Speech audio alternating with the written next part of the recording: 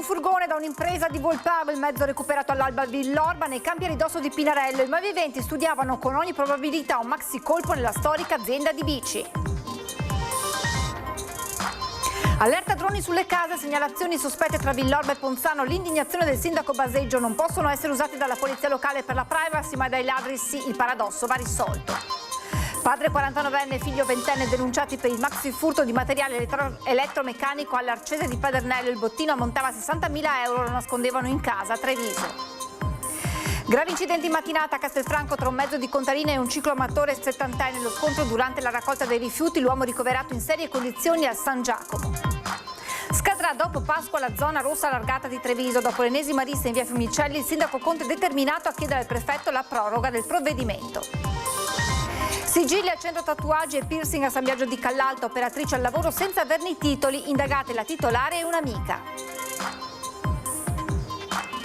Dopo i danni e gli interventi dei vigili del fuoco nei giorni scorsi, torna l'allerta vento per le prossime ore in Veneto, stato di attenzione per tutta la giornata di domani e ulteriore calo delle temperature. Cerimonia di consegna degli attestati alle 22 partecipanti del progetto Più Donne in Fabbrica, promosso da Confindustria Veneto Est. Hanno dai 20 ai 63 anni, ora speriamo di trovare lavoro. La storia degli esuli dall'Istria e dalla Dalmazia al centro dell'incontro con l'oro olimpico di Tokyo 1964, Abdon Pamic a roncare tante le iniziative in cantiere per non dimenticare.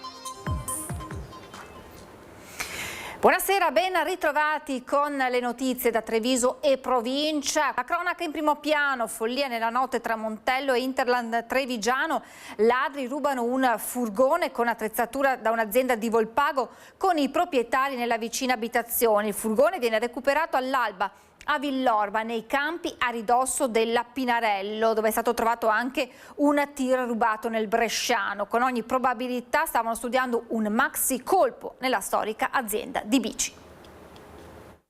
Hanno aperto recinzione esterna, dopodiché sono entrati dentro e ci hanno rubato che sia il furgone con tutta l'attrezzatura nostra che utilizziamo per le imprese edile, per le costruzioni, che era naturalmente pronta per il lunedì mattina. È iniziata da qui, da via Schiavonesca Vecchia di Volpago, la folle notte di una banda di criminali che probabilmente stava organizzando un maxi colpo nell'Interland trevigiano con bersaglio l'azienda Pinarello, simbolo delle bici made in Treviso. Sono le 2, la famiglia Fodolovic sta dormendo in casa, Mustafa con la moglie al primo piano, il figlio Edis nel seminterrato, con lui anche i 2 cani. Nessuno sente nulla, sono i carabinieri a tirarli letteralmente giù dal letto alle 5 del mattino, dicendo che il camion della loro azienda di costruzioni era stato trovato impantanato nei campi a ridosso di Viale della Repubblica Villorba, 15 chilometri più a sud. È qui che si precipitano padre e figlio, davanti ai loro occhi c'è però un quadro in evoluzione decisamente inquietante. Vediamo un carro attrezzi molto grande sul lato destro e pensavamo che fosse venuto per il nostro furgone. Ho detto non può essere. Giriamo all'interno e c'era un'altra pattuglia dei carabinieri e un tir targato Brescia che era stato rubato. L'ipotetico svolgimento dei fatti è che loro fossero lì col nostro furgone e con il tir. Magari volessero entrare da Pinarello, un vigilante si è passato, li ha visti, sono stati inseguiti e sono scappati verso i campi dove si sono incastrati. Insomma, il colpo dei Fodolovic sembra il tassello di un mosaico criminale più ampio, dove nel mirino c'erano le rinomate bici del gruppo trevigiano, più volte oggetto di raid anche nel recente passato. Non solo, il tir rubato a Brescia con tanto di autogru forse doveva essere usato come ariete. Su questo però i carabinieri mantengono il più stretto riservo. Di certo, se il furgone di Mustafa è stato trovato, non è così per gli attrezzi posizionati sul cassone, materiale edile per 20.000 euro, utilizzabile, questo è il punto, anche per compiere altri scassi. A Volpago i ladri sono entrati pure nel magazzino, lasciando una traccia video del loro passaggio. La telecamera è stata girata verso il basso e il filmato fa vedere che lui quando entra vede che c'è il suo riflesso sulla macchina e si gira di schiena, per cui non si capisce neanche chi possa essere. Intanto Mustafa, da 30 anni nel Montello e nel mondo dell'edilizia, da un lato ringrazia i militari dell'Arma per essere intervenuti subito, dall'altro non nasconde la propria amarezza. A sostenerlo c'è Edis. È un po' triste per me giornata, cioè nel senso non si aspetta mai rimaniamo sempre scioccati, increduli a quello che succede. Per fortuna nessuno si è fatto male, chi lo sa cosa avevano in mente e cosa volevano fare con questa roba qua. E è pesante vederlo così, perché so quanto duramente lavora, quanto mi ha sostenuto nello studiare architettura così lo potessi aiutare, e vedere che queste cose succedono dispiace tanto, perché sì, non va bene. Ce la facciamo, Sì. andiamo avanti, non ci fermiamo, No. va bene così. A parlare ora lo stesso Fausto Pinarello, che da un lato ringrazia i carabinieri, dall'altro fa sapere che le misure di sicurezza attorno all'azienda sono massime. I furti di bici nella Marca restano tra i più frequenti. Io spero fosse un caso, sia stato un caso, ci provo a crederlo se non altro. Non posso dire che siamo abituati, non ci si abitua mai ai furti. Ripeto, ringrazio ancora le forze dell'ordine che anche di notte ma anche di giorno passano spesso e noi stiamo come dire, a parte l'assicurazione, ma questo è un male minore. Il problema è quando entrano purtroppo fanno danni. Non oso pensare a entrare con un camion, con un tiro, con una gru, quindi. Però purtroppo il sospetto c'è. Un sospetto che è quasi una cauta certezza, quello di Fausto Pinarello, patrono di un'azienda che porta la Marca nel mondo con le sue bici di design innovative, proprio per questo oggetto di desideri anche criminali. Purtroppo succede spesso. Per fortuna spesso falsi allarmi, ma il furto delle biciclette mi pare che non tanto tempo fa un altro negozio televisivo è stato svaligiato, quindi per noi l'attenzione è sempre molto alta. La nostra azienda, sia a livello di sicurezza vera e propria che anche a livello proprio di passaggio di notte delle forze dell'ordine piuttosto di vigilantes, noi siamo sempre con le orecchie alte. L'ultimo colpo in ordine di tempo nella notte tra il 4 e il 5 marzo scorsi nel negozio di bici di via Sant'Antonino al chilometro 261 con la vetrina sventrata da un escavatore. In quel caso erano state sottratte bike per 80.000 euro, il tutto in soli 10 minuti, sicuramente ad opera di una banda specializzata. Anche per questo non si possono escludere collegamenti con i fatti registrati tra Volpago e Villorba. E poi c'è l'allerta droni sulle case, diverse segnalazioni sospette tra Villorba e Ponzano.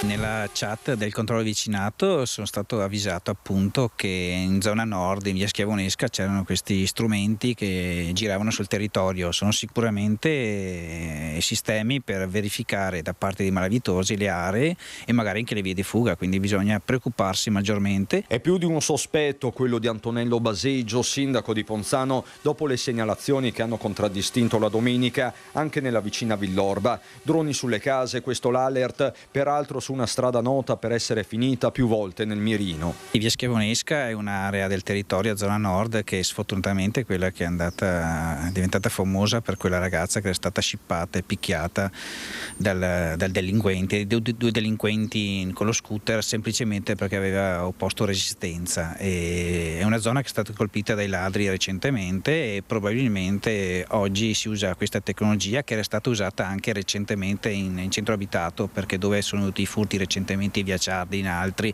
qualche mese prima, guarda caso, erano stati segnalati dei droni. Non sarebbe quindi la prima volta. A questo punto per Baseggio va fatta chiarezza. L'uso di droni da parte di ladri è spesso relegato alla voce leggenda metropolitana, ma è davvero così? Di certo gli stessi dispositivi non possono essere utilizzati per fare prevenzione. Per il primo cittadino un vero e proprio paradosso. E a questo punto invito la cittadinanza anche a non sottovalutare queste cose, perché se i malavitosi utilizzano questa tecnologia a loro pro, di contro invece abbiamo che le forze dell'ordine difficilmente le possono usare, come è avvenuto recentemente per le polizie locali che hanno acquistato, perché sennò c'è la violazione della privacy. Viviamo su un paese dove è difficile parlare di certezza della pena quando la normativa che sta alla base, che disciplina la sicurezza e l'intervento delle forze dell'ordine, di per sé ammanetta tutti, ma non stiamo parlando di malviventi ma delle forze dell'ordine.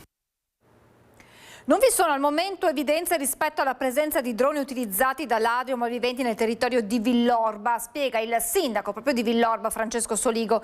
Nemmeno segnalazioni formali alle forze dell'ordine rispetto a questa circostanza. Non risulta alcun collegamento tra la presenza di droni, peraltro tutta da verificare, e un furgone abbandonato nelle campagne che pare essere stato utilizzato per compiere dei reati. Si invitano i cittadini a segnalare situazioni sospette alle forze dell'ordine in modo che possano essere fatte le opportune verifiche. Questo quanto sottolinea il sindaco Soligo in merito proprio alle segnalazioni di droni anche a Villorba. Padre 49enne, figlio 20enne denunciati per il maxi furto di materiale elettromeccanico alla Arcese di Padernello. Il bottino ammontava a 60.000 euro, lo nascondevano in casa a Treviso. All'alba il blitz dei carabinieri e nella loro casa spunta tutta la rifurtiva, un colpo da 60.000 euro recuperato in città dal nucleo di Treviso che ha denunciato padre e figlio ritenuti responsabili del maxi furto messo a segno nei giorni scorsi al magazzino della ditta Arcese a Padernello di Paese.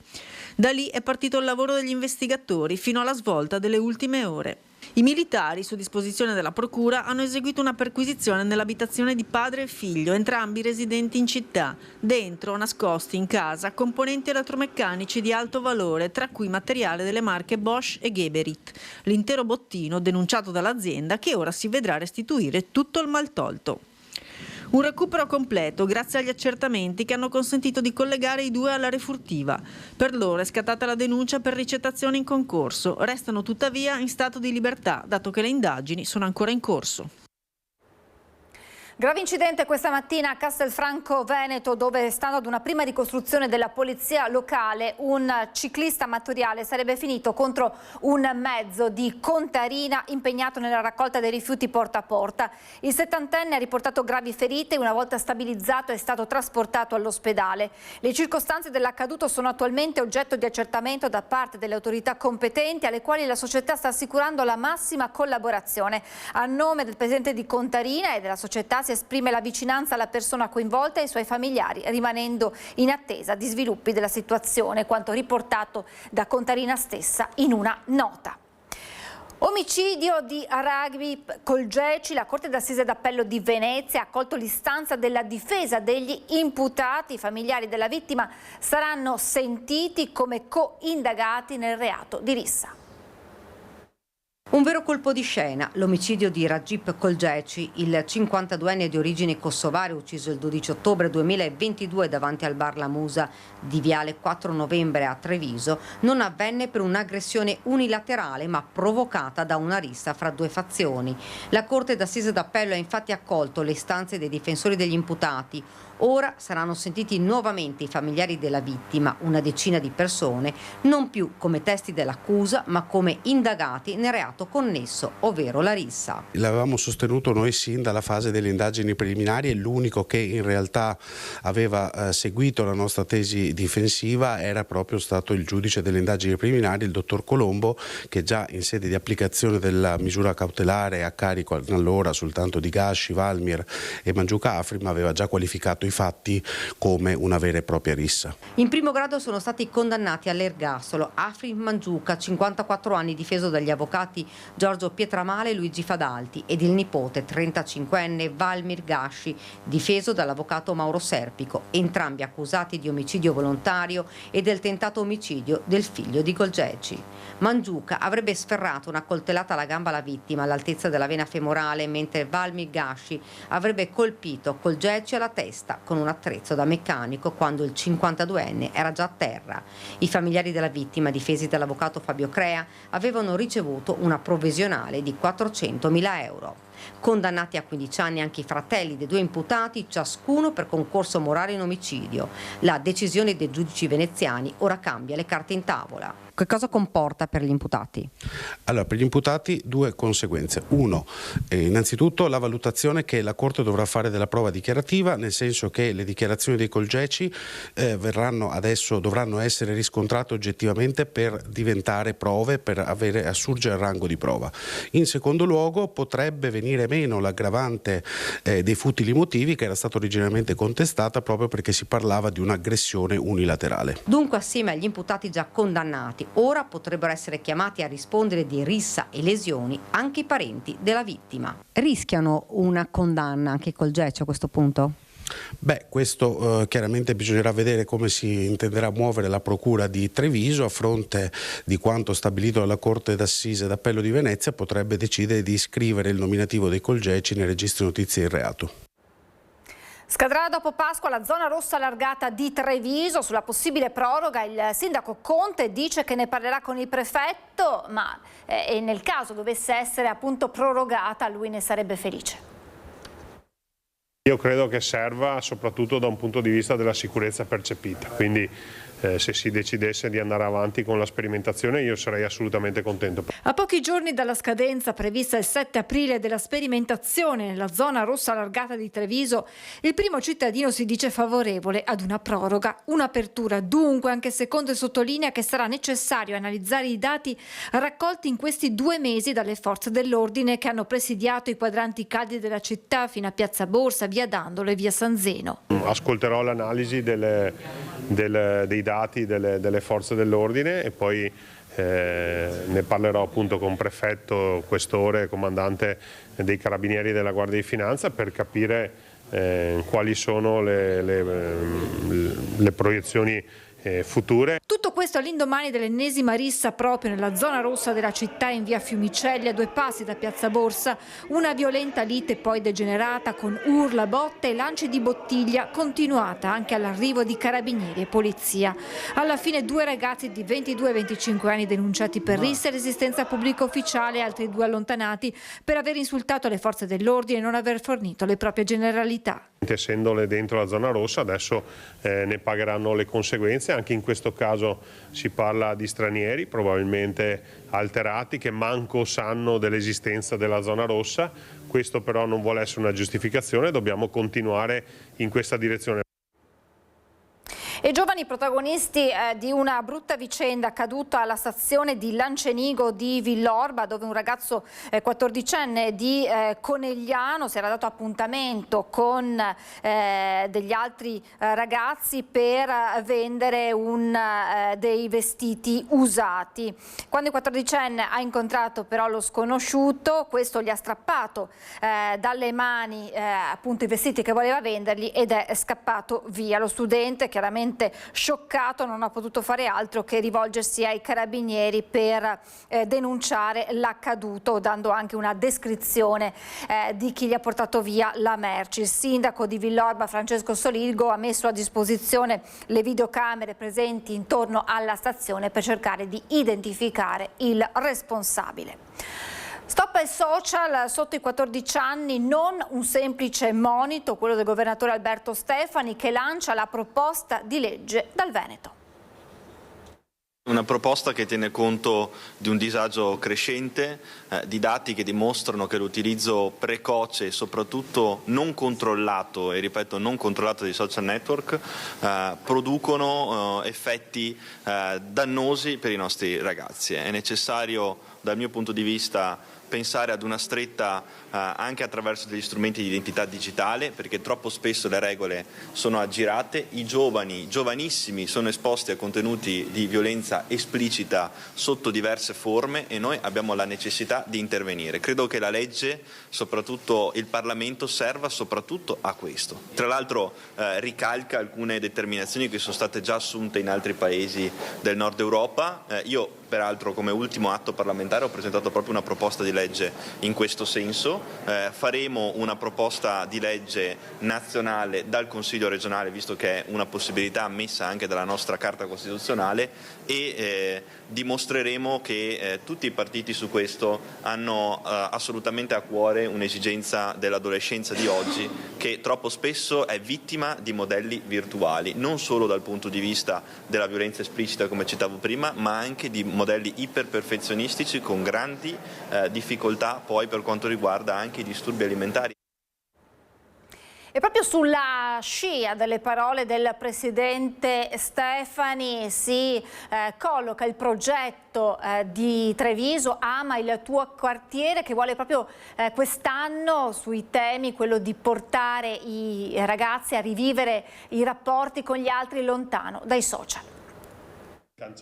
I bambini vanno protetti, gli adulti vanno un po' corretti, nel senso che vedo persone anche di una certa età che sui social network si lasciano andare a dei comportamenti che sono sbagliati, maleducati, irrispettosi e molte volte sono dei veri e propri reati. Quindi facciamo tutti un passo indietro, molto più reali e molto meno digitali. Il sindaco Conte, sulla scia della proposta del presidente del Veneto Stefani di vietare i social al di sotto dei 14 anni, guarda anche al mondo degli adulti, chiamati a loro volta a rivedere il rapporto con le piattaforme digitali. Un corretto uso della rete per ritrovare il piacere di stare insieme e di coltivare rapporti reali con gli altri è uno dei temi scelti per la 13ª edizione di Ama il tuo quartiere, che ha visto 850 bambini di 11 scuole di Treviso interpretare a modo loro i 3 percorsi individuati dall'associazione Ascoltare per Costruire, promotrice del progetto. Abbiamo scelto 3 temi legati all'attualità e al vivere in comunità, come una vita senza schermi, la scoperta sensoriale del quartiere e le amicizie vissute in senso positivo. Il gadget scelto, un pallone, simbolicamente rappresenta il bisogno di allontanarsi dagli schermi per tornare all'aperto, ad esempio proprio in un campo da calcio. Abbiamo bisogno di ritornare al mondo reale e invece il mondo virtuale in cui i nostri ragazzi si stanno abituando a stare, a costruire relazioni, non ha quegli elementi che invece incontriamo nella quotidianità delle relazioni.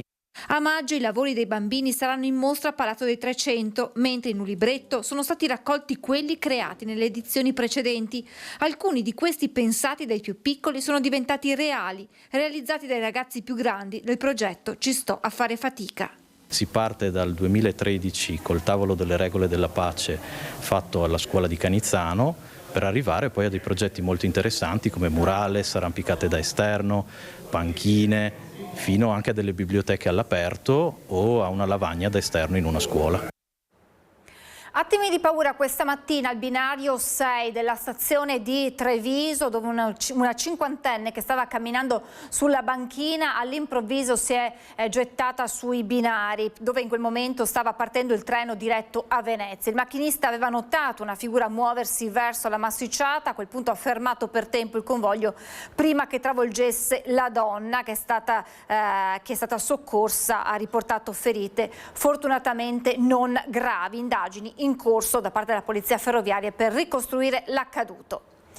Sigilli al centro tatuaggi e piercing a San Biagio di Callalta, indagate la titolare e un'amica.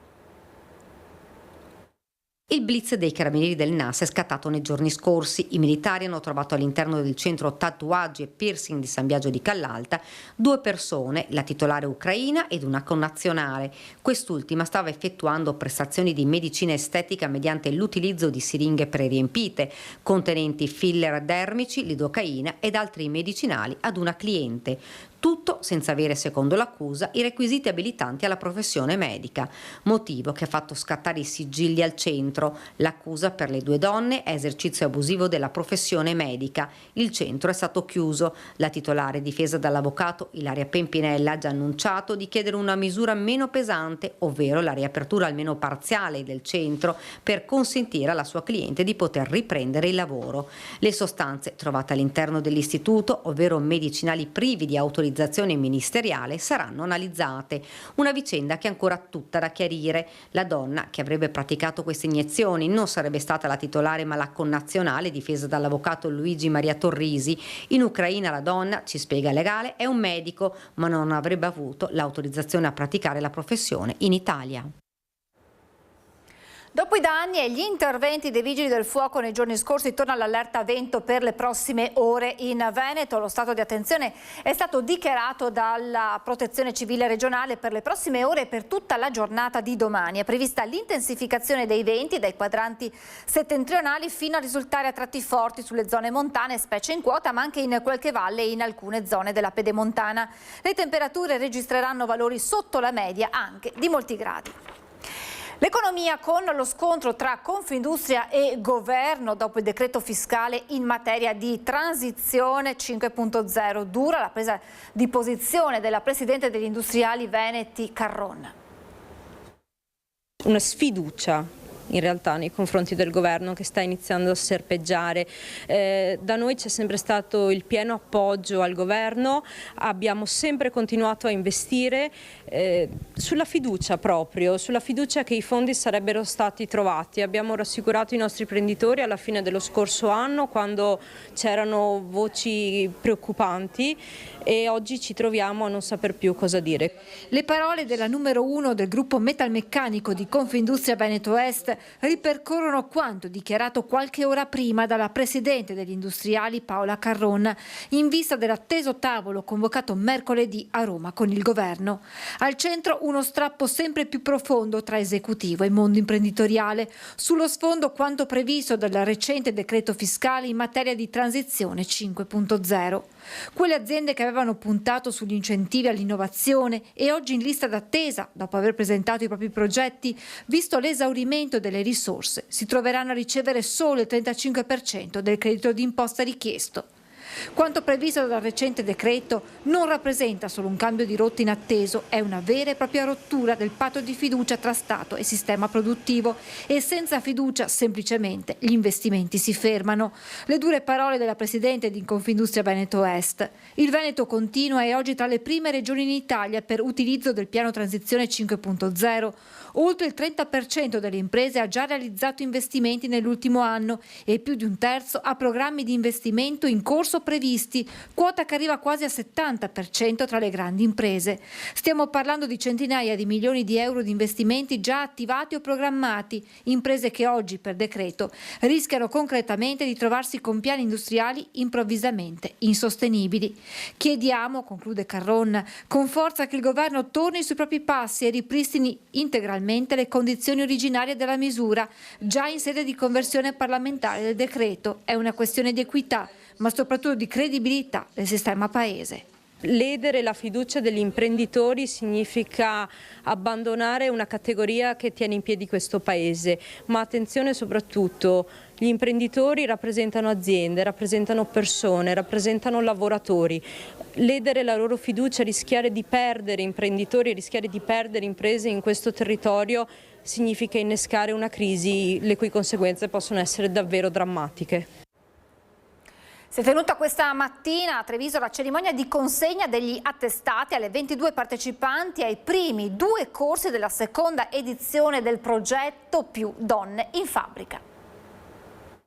Adesso speriamo un lavoro nuovo da questo corso. Il corso mi piace tanto il corso per il muletto. Sono stata subito entusiasta appena me l'hanno proposto perché era una possibilità per aprire nuove porte in un mondo sconosciuto quasi. Grazie a Progetto Donna ho già fatto un colloquio in un'azienda e se tutto va bene dal 7 aprile dovrei cominciare. Zavizza e Stefania sono 2 delle 22 donne che hanno partecipato ai corsi della seconda edizione del progetto Più Donne in Fabbrica, promosso dal gruppo metalmeccanico di Confindustria Veneto Est e Umana. Entrambe disoccupate ora sperano, come le altre colleghe, di poter trovare un impiego e i dati dell'edizione 2025 sono in tal senso incoraggianti, con picchi del 90% di inserimento lavorativo in un ambito nel pensare comune prettamente maschile. Sono fabbriche tecnologiche dove si innova molto, dove adesso abbiamo robot collaborativi, macchinari sempre più semplici da utilizzare e anche l'intelligenza artificiale che arriva, quindi uno stereotipo totalmente da sfatare dove le donne non solo possono trovare un posto ma possono dare un grandissimo contributo. Le partecipanti di età compresa tra i 20 e i 63 anni hanno seguito corsi per formazione di addetta al controllo qualità, per il patentino, per la guida del carrello elevatore, per addetta all'assemblaggio. L'iniziativa si inserisce nella strategia più ampia di Confindustria Veneto Est per favorire l'occupazione femminile che in Veneto è del 69,3%, ma che intende anche rispondere alla carenza di personale di cui questo, come altri comparti, continua a soffrire. Soffre la carenza di profili specializzati, di profili tecnici, ma anche di profili di manodopera, saldatori, operatori macchine e utensili, ormai anche manodopera generica, quindi l'inverno demografico si sta facendo sentire, sta diventando sempre più una glaciazione. È il momento di fermarci per qualche istante di pubblicità, tra poco.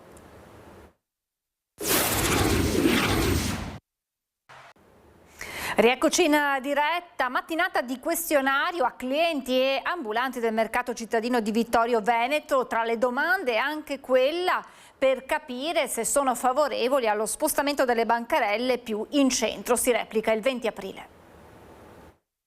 Dove preferiresti venisse collocato? Al centro storico Serravalle o in prossimità del municipio? Prossimità del municipio. Tablet alla mano, in mezzo alla gente, ecco la sindaca Mirella Bagliana che ha raccolto i suggerimenti da parte dei frequentatori del mercato cittadino. 200 le risposte raccolte, molte le domande sottoposte a clienti ed ambulanti. Se apprezzano il mercato, quante volte ci vengono, da dove arrivano. L'idea è quella di chiedere se dal punto di vista logistico il mercato può rimanere così. C'è una richiesta da parte degli ambulanti, di coloro che poi creano il mercato ogni giorno, di uno spostamento verso il centro cittadino. Soluzione che sarebbe amata sia da chi arriva in bus o in treno, sia dai lavoratori. Ci troviamo con la parte più vecchia del mercato isolata qui, che non viene raggiunta dai clienti praticamente. Dall'esperienza che abbiamo avuto nei vari spostamenti che ci sono stati fatti in centro quando stavano lavorando, si lavora molto meglio in centro, con più tranquillità, senza problematiche di alberi, di impicci vari che obbligano a non aprire i teli, a trovarci in situazioni precarie praticamente, per la quale quando c'è brutto tempo, che qua a Vittorio non scherza, ci crea parecchi problemi, insomma. Poi c'è il problema della sicurezza. Il mercato è tagliato in due dalla provinciale, una questione non di poco conto. È sempre stato un po' una situazione un po' di pericolo, tra virgolette, perché appunto all'interno di un mercato non è utile avere purtroppo una strada provinciale, anche se naturalmente ci sono le strisce pedonali, cioè vengono prese le dovute precauzioni per far attraversare le persone. Questo è un altro problema del nostro mercato. Ma non tutti i cittadini la vedono allo stesso modo. Ma io direi più verso Serravalle. Sono più verso Serravalle io. Sì. Allora io sono favorevole che inizia qua e andare giù, sì. Però deve iniziare da qua. Alla fine della giornata il risultato è comunque molto chiaro. Chiedono maggiori parcheggi, chiedono un mercato che abbia maggiore qualità, soprattutto per quanto riguarda banchi che riguardano l'abbigliamento o altre, perché per quanto riguarda l'alimentari sono soddisfatti. La storia degli esuli dall'Istria e dalla Dalmazia è stata al centro dell'incontro con l'oro olimpico Tokyo 1964, Abdon Pamic a Roncade. Dopo tanti anni una ferita ancora aperta. Sì, la ferita è ancora aperta e purtroppo si cerca un po' di rimuovere, però viene sempre a galla, si riapre, si richiude. È l'esule fiumano che parla, non l'atleta olimpico di Tokyo 1964. Abdon Pamic ha voluto raccontarsi così davanti a quasi un centinaio di persone nella sala incontri culturali al Perché di Roncade. A quasi 93 anni, con l'oro a 5 cerchi nella marcia, un film nella sua vita e un passaggio di testimone ideale da tedoforo per Milano Cortina, per Abdon l'importante è non dimenticare. Noi cerchiamo appunto di tramandare questa storia, perché si ne appropriano anche i giovani, anche quelli che la storia non la conoscono, oppure quelli che hanno studiato in tempi in cui questa storia nei libri non esisteva. Ecco. Una serata dove c'è stato spazio per la musica del maestro Francesco Squarcia, che invece a Fiume è rimasto negli anni terribili degli esuli e che solo molto più tardi ha portato la sua arte a Roma, all'Accademia di Santa Cecilia.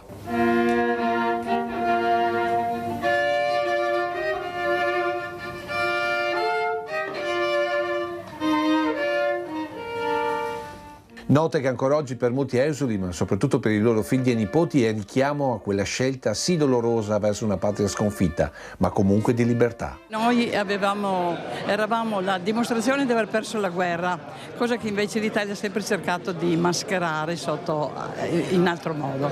E quindi noi non si parlava, non si doveva parlare.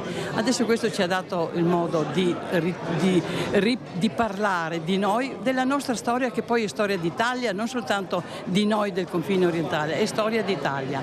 Ecco dunque l'importanza di incontri come questo, che si stanno moltiplicando come tante altre iniziative, non ultima una mostra a Roma all'Altare della Patria. Abbiamo inaugurato una bellissima mostra del Medif, mostra esuli dalmati, striani, fiumani, che racconta la nostra storia. In attesa che si faccia il museo vero e proprio a Roma, dura molto, fino nel 2029.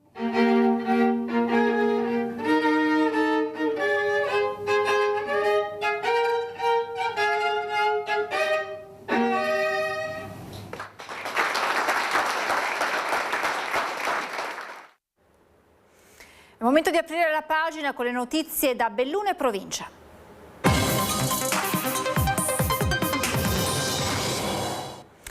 A Belluno, dove questa mattina, presieduto dall'amministrazione comunale, tavolo dove si è discusso delle politiche abitative in una città che ormai da anni è alle prese con l'emergenza abitativa e lo spopolamento. A Belluno le abitazioni sfitte sono 44 ogni 100, una percentuale che rapportata ai 24.000 immobili presenti sul territorio comunale significa oltre 10.000 case o appartamenti senza inquilini. Il dato elaborato dall'ufficio IMU del comune di Belluno fotografa una realtà immobiliare statica e paradossale se si considera l'aumento esponenziale della domanda e il numero di lavoratori costretti a rinunciare a trasferirsi nel bellunese proprio a causa della carenza di alloggi. A pesare sulla decisione dei locatori che preferiscono mantenere sfitti gli appartamenti, la mancanza di tutele legali in caso di inadempienza nei pagamenti, ma anche lo stato di riconsegna degli alloggi. Sicuramente c'è un problema di riqualificazione degli stabili per alcuni altri magari hanno avuto delle esperienze negative. Io credo che lavorando insieme, condividendo tra pubblico, privato e istituzioni, forse riusciamo a coinvolgere tutti e magari dare quella garanzia ai proprietari per cercare di rimettere sul mercato i loro stabili, che sicuramente è un beneficio per loro ma anche per tutta la nostra collettività, perché c'è una grande richiesta. Il tema è stato oggetto del convegno organizzato a Palazzo Crepadona dal Comune di Belluno, capofila del tavolo interistituzionale con associazioni di categoria e sindacati, con l'obiettivo di fare quadrato attorno alla problematica ed elaborare soluzioni concretamente applicabili. Il Comune segue due filoni, quello a breve di mettere a disposizione il patrimonio immobiliare che ha, che non è tanto, ma il Comune fa la sua parte. Allo stesso tempo sonda delle possibilità anche insieme al demanio di grandi edifici da ristrutturare per vedere il coinvolgimento dei privati, e poi segue anche la parte della locazione. Il convegno di oggi, che è molto partecipato e mi ha colpito perché vuol dire che è una tematica sentita, è una tappa per arrivare al risultato. Centrale nel processo di avviamento alla locazione di nuovi immobili è la tutela economica del proprietario, troppo spesso sfiduciato dall'insufficienza di garanzie normative e dalla mancanza di copertura in caso di danni. Se si riesce a creare, noi proprietari mettiamo le case, creare un fondo di garanzia per gli eventuali danni, in questa maniera secondo me il mercato si riprende. C'è tensione e preoccupazione nel mondo dell'autotrasporto bellunese, che in provincia comprende oltre 180 imprese artigiane tra autobus e operator, NCC, taxi, autotrasporto merci, che fa la parte del leone con oltre 110 imprese e 500 i lavoratori interessati.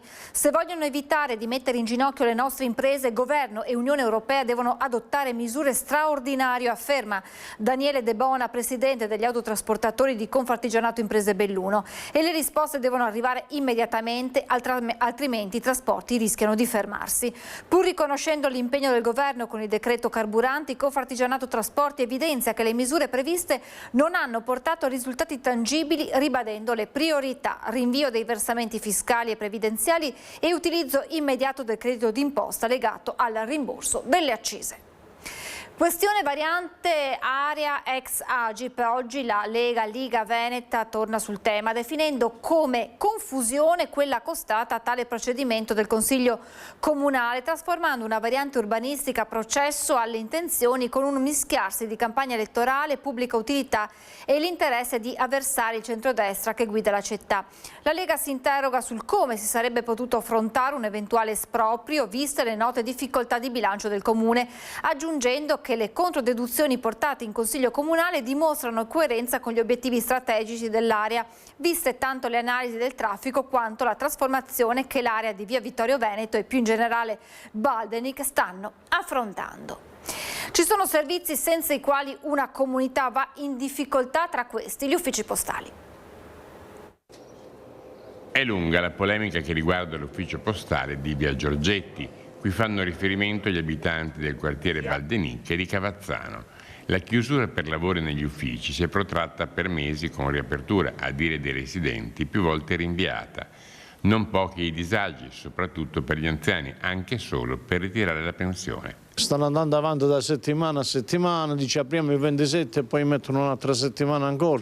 Passa la settimana e vanno avanti ancora un'altra settimana. Stamattina dicono che aprono alle 10:30 alle 11. Questo è tutto. Serve questo ufficio postale? Direi proprio di sì. Certo che serve. Spero che lo aprano prima possibile, perché avevano detto che lo aprivano ancora a febbraio e siamo alla fine di marzo, quindi mi auguro per la cittadinanza che venga aperto prima possibile, perché è molto utile. Questo ufficio postale serve molto, però è da dicembre che è chiuso. Finalmente oggi lo aprono. Ringraziando a Dio, specialmente per la gente che abita qua vicino, i vecchietti che sono senza macchina e giustamente non si possono muovere per andare a altre poste. Strano, una stranezza. Ha sempre funzionato bene, molto comodo e secondo me è un servizio in meno. Va avanti ormai dall'anno scorso, quanto ho capito. E in effetti io sono passato settimana scorsa, mi hanno detto che apriva lunedì. Oggi è lunedì, può darsi che si sbaglino, però insomma va avanti da tanto, quello è vero che va avanti da tanto. Non si sa niente, guardi, voglio dire una parolaccia, non la voglio dire, per tutta questa gente che sta qua vicino, giustamente, che ha bisogno della posta, noi che abbiamo un'età, giustamente, non è giusto che un ufficio postale chiude per un mese, 2. Anche oggi, giorno in cui finalmente lo sportello è tornato operativo, come avete sentito, a causa del fatto che l'apertura non è stata quella con gli orari canonici, non sono mancate le polemiche. È davvero tutto, ora la sigla e le previsioni del tempo. Grazie per averci seguito, buona serata.